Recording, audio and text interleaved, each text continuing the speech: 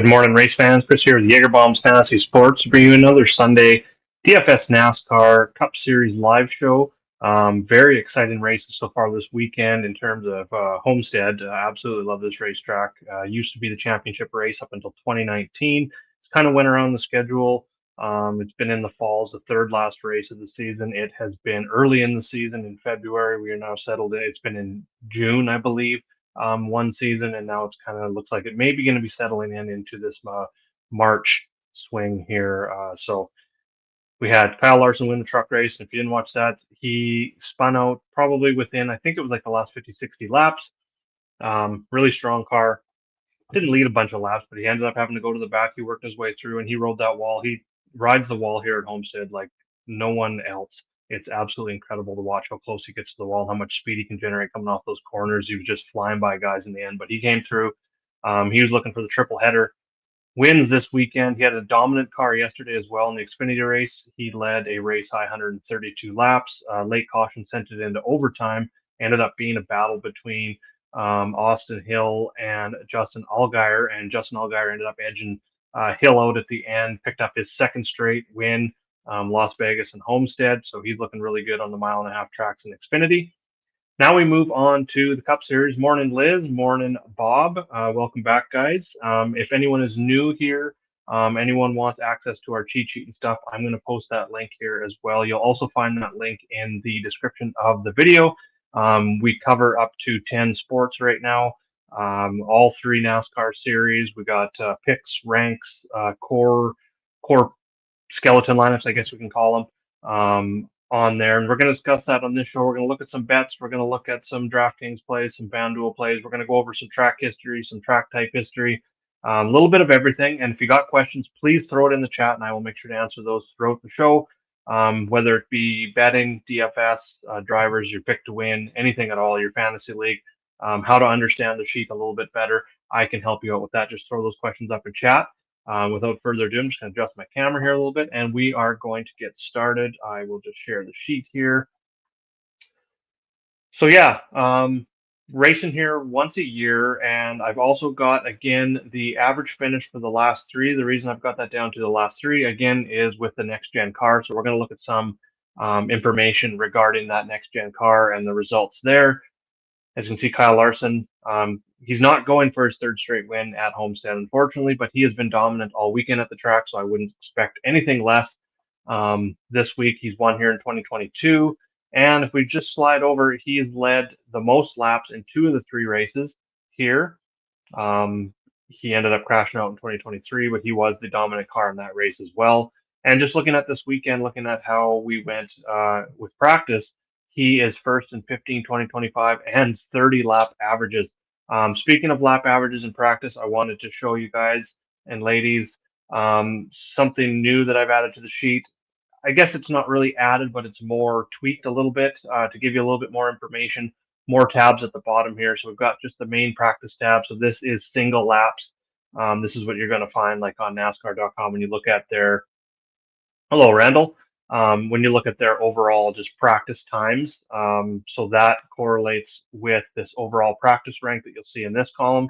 And then we jump into lap averages. We've talked about this over the last few weeks. This is where I spend a lot of my time on the intermediates, the short flat tracks, especially looking at these practice times to kind of determine who the fastest cars are in terms of raw speed going off that practice data. Now, looking at that single average practice, this more correlates with where qualifying ends up. Not necessarily in terms of who has the best car for the race. That's where I really like this lap averages, and I like looking at it from an overall scope. So I've added ranks over to the right, so you can look at the lap times, but you can also look at the rankings in that. And as you can see, Kyle Larson was completely dominant. He was third in 10 lap average, but he was first in every other average up there. Very dominant car. That's what I'm going to use quite a bit. I've also got the qualifying if you want to look at the qualifying here and just see where guys qualified, maybe compare the speed to their practice times. You can definitely go ahead and do that. The other thing that I like this practice tab for when also analyzing the practice averages is just to see how many laps a car actually ran. Because sometimes you'll get some flawed data where maybe a car is only out there 4 or 5 laps and he is first in his practice times. You kind of tell that he's maybe just out there. And this isn't, you're not going to notice this as much on your intermediates and your short flats. but sometimes you're going to notice that maybe they're just running a qualifying run to get that car ready, or maybe they had troubles. It kind of allows you to dig into the data just a little bit more. One more thing before I get to our first question here, track type correlation tab. So it's looking at all the tracks in NASCAR here, and then all the different track types. And this is my kind of grouping for the track types. And then we look at things. This is the ranking of the correlation. So this is the average correlation. So obviously, again, in review, the higher the correlation, the harder it is for cars outside, let's say the top 10 to come forward, which kind of correlates again with how many average drivers that get double-digit place differential. That's why it's a little bit low at the intermediates. Now, in terms of all the intermediates, Homestead would be the hardest, where starting position is very important here. Track position, clean air, by quite a bit actually over Texas, which is there in second. So that's another tab you can look at here. Now, Gamecock for life. Austin, Brad, Larson, Reddick, Smith, Wallace is what I'm running in GPP. Feel like that's a tough win. Yes, for sure. I definitely like that. You've got a lot of drivers that I'm going to discuss here. So definitely approve of that lineup to start. Favorite compliment to Larson? Yes. So are you meaning like if you're putting Larson in your lineup, who you going to next, or if you're fading Larson, who would be my second favorite driver? I'm gonna answer both those questions, to be honest here. We'll jump over to the cheat sheet. Uh, so that kind of, if we're fading Larson, who are we going to? I'm going to look at the DraftKings Sportsbook here for a minute, because plus 285, he's a huge favorite here in this race. He's minus for a top three and minus for a top five, obviously, as well. Now, if you're going, I'm either betting Larson with all my units, or I'm going to split them up and maybe take a couple other guys that I really like. And that leads me to, if I'm fading Larson in DFS, two guys that I really like. Maybe not for DFS purposes. Let's stay on betting here for a second. It would be Blaney and Byron, and here's why. I'm going to jump over here. They're actually 2 and 8 in my model. They're starting 5th and 6th. They both got some track history here. Byron won in 2021. Blaney's got back-to-back runner-ups here, but when you look at the practice times, they're both look like they've got really good cars. They were pretty much third in the lap averages overall, those two drivers. Now, for this to work out for you in DFS, if you're fading Larson and want to go with two other drivers, I'm not going to go this route, but this is just for betting purposes, because I feel that both are top five, possible chance to win. Now, for you to use them in DFS, you really got to trust they're going to get up there and lead some laps, just because of the opportunity in this top tier. In DraftKings, the other three drivers in the 10K plus range are giving you possible double-digit place differential upside and possible dominator upside, especially in the case for Kyle Larson, who was first in all the lap averages. He's a favorite to win the race. So I wouldn't be, I'm kind of projecting him to get up there and lead 50 to 100 laps, and, top three finish, or, he's the favorite to win, which is going to give him 13 place differential upside plus the dominator points. He's going to kind of hit you on both. Reddick can do the same. He looks like a top five car looking at his lap averages. Christopher Bell would be the one out of those three place differential plays. He would kind of be on the lowest, but it looks like he kind of lost speed going into the longer the run. So maybe don't see him as, I could see him as a top five, top eight, 5 to 8 car today is kind of what it looks like. That's going to give you some place differential points. But if Larson and Reddick are inside the top five, they're obviously going to be crushing in terms of DraftKings, where your lineup is probably going to be Larson, Reddick, and then you're going to be coming down here into the middle. Now, FanDuel, it's a little bit different story. I do like Byron and Blaney a little bit more, where your place differential is worth half as much. You're also getting, there's a little more importance on finishing position versus that. So I would definitely look at Blaney and Byron in that instance. Long answer, but I just want to kind of explain my process there for that, especially on both sides and in terms of betting, in terms of that top tier. So yeah, this week is very interesting because there is a lot of place differential, even going down to Kyle Busch at 8,800. All those drivers, there's 6 of them that have starting outside of 14th or worse, 7 if you include Logano at 12th, starting outside the top 10 in that top tier. So lineup construction is going to be a little bit different than Las Vegas, because we did see at Las Vegas there was not near, I think there was only 3 drivers starting outside the top 10 in this same kind of range. I'd have to go back and look, but there definitely wasn't this much. So Larson's definitely my favorite. And in terms of DFS, probably going Reddick as number 2, simply because he's starting 20th and he looks like he's got a top 5 car for today. So kind of answered the question two different ways. Moving on, looking at some other drivers that I like here. First of all, let's look at some track history. Like I said, if we scroll down to the bottom, one thing I added last week was actually listing the top five lap leaders, just so it's a little bit easier to read that data. I also added this week where they started. So you can see Reddick started from the pole, led 97. Elliott was second with 81, started seventh. Going into 2023, like I said, Larson crashed out at the end, ended up 34th, but he was the dominant car, led 96 from the fifth position. Blaney 53 from the 10th. And then we've got Kyle Larson again, 199, won the race from fifth position again. William Byron, 32. So Kyle Larson was the overall dominant driver, almost 200 laps there in that race as well. Okay, one other thing here. Yes, Trackhouse just definitely wasn't showing the speed as much this week, or especially in qualifying. I'm not sure exactly what the issues are. I haven't able to read that. I'm going to check into that a little bit after, check up the news on our Discord. I'm going to go through all the news sources and just kind of scroll through and post any important news in the chat. So make sure to stay tuned for that. But if you are starting your lineup, now here is my one core that I'm going with. Denny Hamlin I didn't talk about, just below that 10K range, starting 23rd today. He's fourth in my overall model at the moment. And he's got really good practice times here. He was eighth in overall practice lap, but then he was third, second, and second in 5, 10, 15. Falls off a little bit as that run goes on, but still inside the top 10. And if we just kind of look at the fantasy matrix here, just to kind of see what he gives us, if he finishes 10th, that's 47 points. Probably not going to do it. We're really going to need kind of in that 48 to 58. So that's kind of in your fourth to eighth, ninth. And I think he's definitely capable of getting that 5 to 6x return. Possibility of more if they make some adjustments and kind of get into that 6x return within the top five. I think he's definitely got that available to him today. So I've got Larson and Hamlin in there, and then going down to the value range just to complete this DraftKings core. I wanted to kind of leave you guys with a mid range of salary. I like Justin Haley down here, 20th in my model, which is pretty good for a sub 7K driver. Noah Gregson's a little bit higher, but starting third, I don't think I'm going to take that risk too often. Probably a risk I'll maybe take at 5,800 over on FanDuel instead. On DraftKings, I like to place differential upside with Haley starting 21st. Looks like he's got a top 15, possibly upside of closer to the top 10 with him, which would absolutely crush 5, 6, 7, maybe even possibly 8x return on that.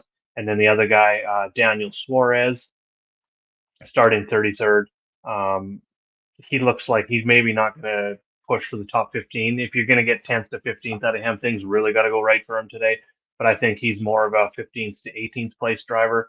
And peaking at that over on the fantasy matrix, 15th to 18th, we're looking at 46 to 40 points. That is over 5x, so I'll definitely take that at 7,600. If that's his floor, is kind of around that 18th, if he can get up there.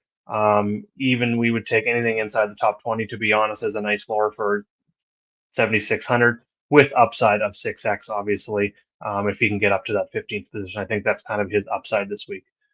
So I kind of like that core. That's one way I'm going. Over on FanDuel, like I said, I'm building a little bit different. Kyle Larson, again, my number one, but instead of picking a place differential guy, I'm going to go with Ryan Blaney, who I think is the top three driver. He's my favorite bet in terms of if I'm not going with Kyle Larson, I'm going to take the plus money here, the plus 600, I think it was. Yeah, with Blaney.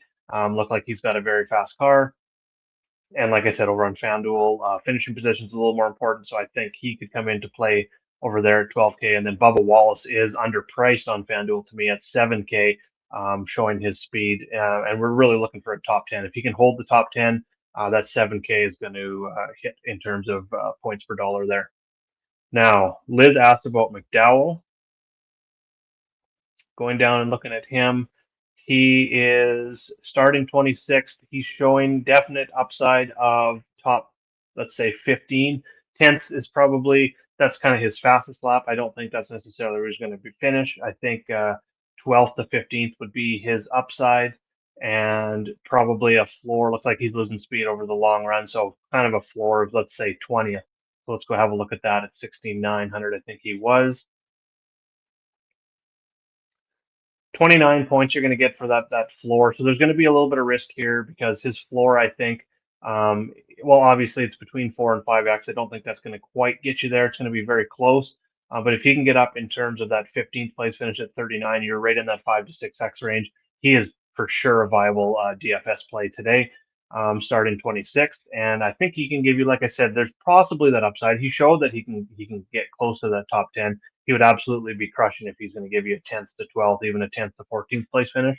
Um, I think there's a little more risk there because I don't think the floor is as safe as other drivers, but I think he's definitely got that upside to hit that 7x in there as well. So yeah, I definitely like McDowell there, Liz. Some other drivers that are maybe standing out here. Mid-range, we didn't talk about a lot. I talked about Bubba Wallace. I like him a little bit more on FanDuel. Scroll up here.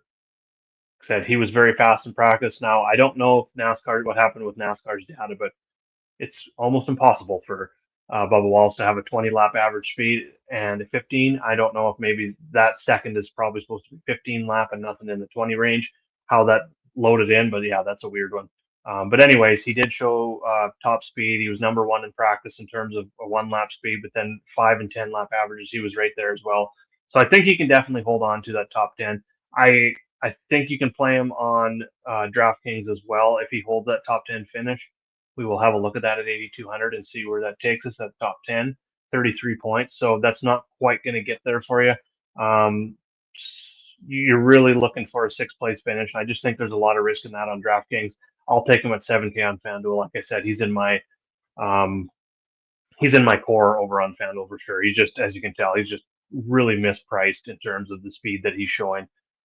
And, instead of looking for place differential or dominator points, you're looking for finish position. So if he holds that top 10, maybe an 8th to 10th on FanDuel, he's crushing that 7K price. Definitely like him. Brad Keselowski is going to be hard to stay away from starting 32nd. His car got better over the long run, which I really like to see. May take some time into the second stage. He's not going to move forward super fast, it doesn't look like. But I think by mid-second stage, provided he doesn't get caught up in a wreck or have engine issues or something like that. Knock on wood.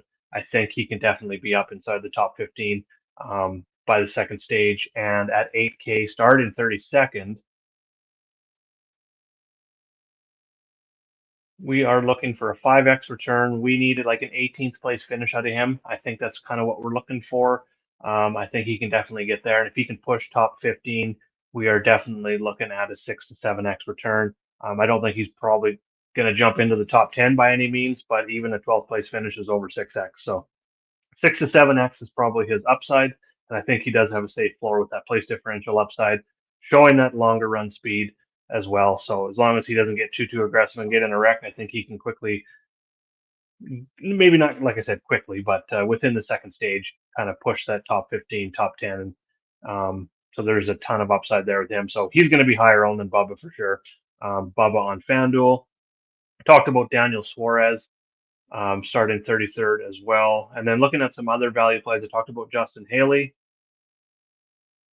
How about Jones, Eric Jones? Okay, so let's answer Randall here first. So yeah, we were going to jump down. We're going to talk some value plays. Now, Eric Jones is one of my value plays, started 28th. He gives you 7 more place differential upside than Justin Haley. He maybe didn't show the same speed. Haley held that speed and actually got a little bit better as the run went on. So the longer runs, Haley looks like he's there, but on the shorter runs, Eric Jones, he was second in overall lap speed, 12th, 15th, 16th. So about a top 15 car in the short run. As you get longer into the run, he looks like a top 20 car. But at 6,100 for 5x, we're kind of looking in that 20th, 21st, and I kind of think that's where his floor is going to be, 20th to 22nd. I think we can definitely live with that, but I think his upside is definitely in the 15th, which is going to give you 6, 7x, maybe even upside if he has a really good day, 8x. So yeah, he's definitely one of my favorite value plays for sure at 6,100, along with Justin Haley. Zane Smith is there. He's starting 17th, so there's going to be a little bit of risk there. But look at his speed. I mean, he maintained 9th to 11th place speed throughout the entire run in practice, which is absolutely awesome to see. He's under 6K, which helps a little bit. Like I said, there's a little more risk because he doesn't have the same place differential upside. Now, if he holds that same start in position at 17th, that's only 26 points. So we need him from where he qualified. We need him to finish forward and kind of show that 9th to 11th place speed that he showed. Now, if he gets into that, let's say 10th, which I kind of think is stretching his upside at 41. I think his upside is more 13th to 15th, but still, that's going to work for you because a 13th place finish is going to exceed. It's right at that 6x, whereas a 15th is going to get you 15th, 16th is going to give you that 5x return. So he doesn't need to finish very far ahead of that 17th to hit it. There's just a little more risk because he doesn't give you that place differential. So he would be third behind Haley and Jones for me in terms of the value plays down there. And then Todd Gilliland, whoa, too many L's there. Todd Gilliland started 29th. He showed some shorter run speed. It definitely ran off. So he would be my fourth in terms of those four value drivers. Oh, I got my dog joining me now. Must be getting hungry. His speed really fell off after the short runs of 5, then back into 21st in the 10 lap runs, then outside the top 25 in the 15, 20, and 25 lap averages there. So not my favorite, but he's definitely in play for me. So one more time, if anyone new to the show here, I'm going to wrap things up here shortly. If there's no more questions, talked about my bets. I personally won't be betting Larson outright, but I do like Blaney and Byron.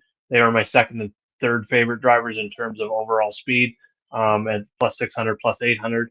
I do like Byron. I may play also. I'm going to get rid of the Blaney winner and the Byron winner here and look at a parlay, a top 5 parlay with Bubba Wallace and William Byron gets you plus 656. I think that makes a lot of sense for one there. And if I'm betting Byron outright, I do like doing a ladder bet with him and going top 5, top 3, and race winner for him. So that's my one ladder bet, if you will. So I'll probably put the most on the top 5 finish, then the top 3. So let's just say 5 units, 4 units, 3 units kind of thing is the way I would go there. Because if he doesn't win the race, but he does get second or third, you're going to hit on both of these bets at your 8 units that you have in there, which I think 9 units together. And if he wins, that's just going to be a big time bonus, but you're still going to be ahead if he finishes top 3 or 5. So I definitely like that from a betting standpoint. Again, over on DraftKings, my main core, Larson and Hamlin, they both give you, I think Larson gives you that place differential upside, plus he's probably the top dominator pick, probably gets within the lead. I'm thinking if there's an early caution for sure, he's probably there halfway through the first stage. If there's a caution, maybe sooner. But definitely by the second stage, I think he can easily get up front and has a chance to lead 100 laps. So he's number one for me. Denny Hamlin gives you big time place differential upside. I think he's probably a top 5 car this week. Talked about Justin Haley being my favorite value play. It's very close with Jones, but definitely you could swap those two in or out if you want. And then Daniel Suarez in that mid range, 7,600, starting 33rd. I think he's got upside of hitting 7x, but I think he's got a nice floor of probably around that 5x, which makes a lot of sense. So that's kind of where I'm going on DraftKings. FanDuel, again, Larson at the top for sure, because he gives you that opportunity. He gives you the finish position upside. He gives you place differential upside, double-digit place differential upside, and dominator upside. And then I like Blaney, who I like a lot as a top 3 car behind him. And then Bubba Wallace, underpriced on FanDuel. I wanted to fit him in because he does show top 10 speed at 7K is great. If you can get a guy that finishes top 10 at 7K or less, you're definitely looking good if you get the rest of your drivers together. Now, you can still fit in at 8,500. Can't quite fit Byron unless you're going to absolutely go down and punt one of these drivers, which, again, we've got Todd Gilliland, who I talked about. We got Zane Smith. We got Eric Jones. We got Justin Haley. So if you want to play the punt game on FanDuel, you can definitely get another fast driver and go like a 3-2 stars and scrubs lineup there on FanDuel. What scares you about Larson? I'm interested to know what would scare people with Larson.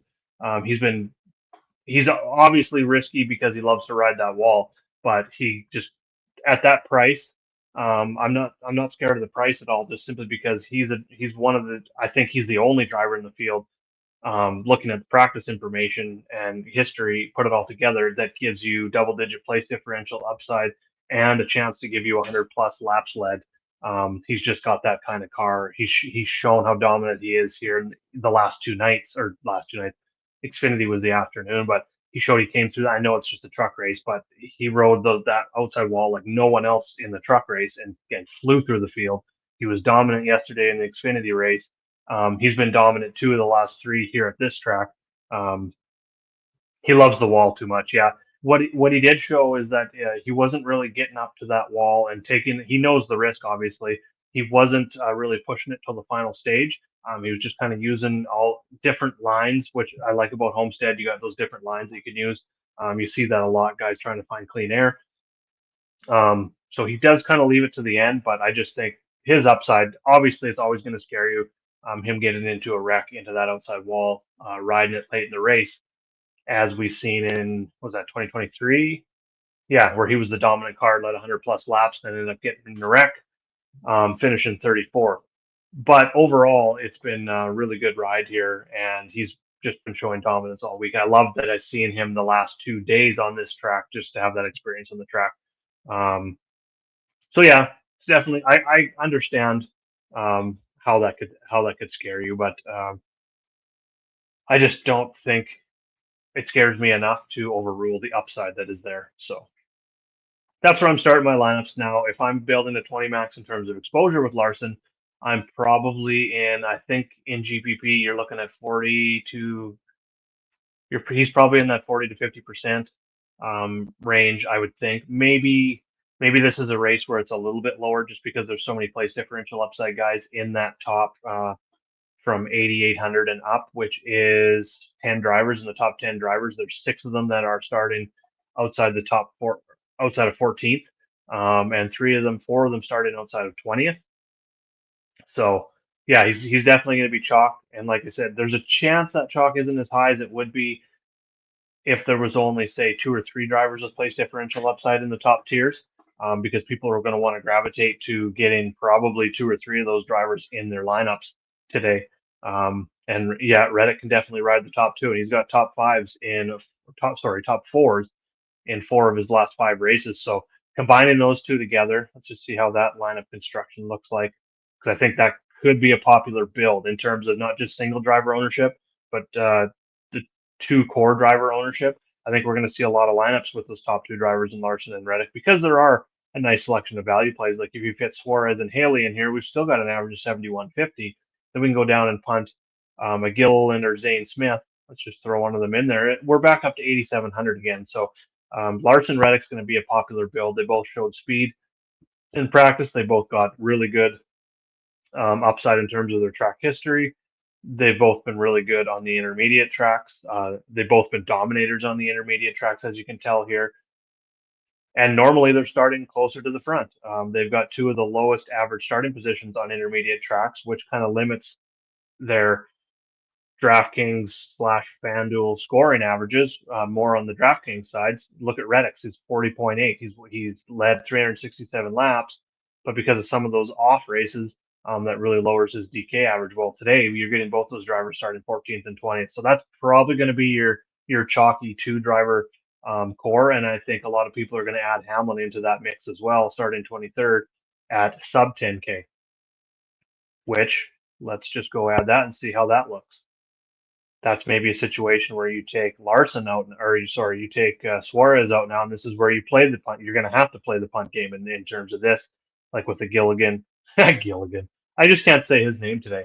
Gilliland and Zane Smith, Eric Jones fits in there too. Like I really don't mind that lineup either. So that stars and scrubs getting 3 of those top guys in that 88 plus range is really not that hard. So if you wanted to play the, let's say, contrarian game today, instead of going to Hamlin, Reddick, Larson, which are probably I would think your 1, 2, 3 in terms of ownership in that top tier, that's where you could maybe take a risk, and it's a big risk.